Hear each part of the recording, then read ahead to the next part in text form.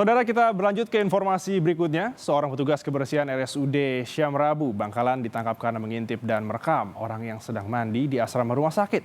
Tersangka mengaku sudah 4 kali melakukan aksinya. Seorang petugas kebersihan RSUD Syam Rabu, Bangkalan, Jawa Timur ditangkap polisi karena mengintip dan merekam diam-diam orang yang sedang mandi di asrama rumah sakit. Tersangka ditangkap setelah aksi tidak terpujinya diketahui dan dilaporkan korban. Kepada polisi, tersangka mengaku telah 4 kali merekam aktivitas di kamar mandi asrama yang dihuni oleh sejumlah mahasiswi kedokteran. Agar aman, jendela kamar mandi sebenarnya telah ditutup dengan kertas kalender dari dalam. Namun oleh tersangka, kertas dilubangi untuk memudahkannya merekam aktivitas korban menggunakan ponsel. Seusai ditangkap, manajemen rumah sakit memberhentikan tersangka dari pekerjaannya.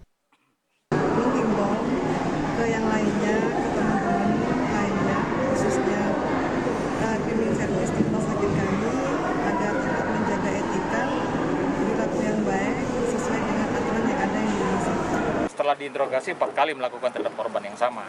4 kali, tapi pas ketahuannya baru sekali.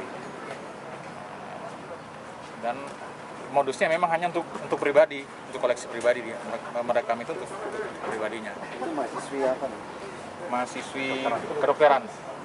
Dia cleaning service di RSUD dan Ya, informasi seperti itu. Cleaning service di rumah sakit. ada korban lain nggak? Dari keterangan tersangka sendiri, terus informasi dari penyidik, sampai saat ini baru 1 orang yang melapor. Polisi menyita ponsel tersangka yang digunakan untuk merekam dan papan kayu yang digunakan untuk mengintip dari sisi luar kamar mandi. Tersangka dijerat Undang-Undang tentang pornografi karena setiap orang dilarang menjadikan orang lain sebagai objek yang mengandung muatan pornografi, atau setiap orang yang tanpa hak melakukan perekaman gambar yang bermuatan seksual di luar persetujuan orang yang menjadi objek perekaman.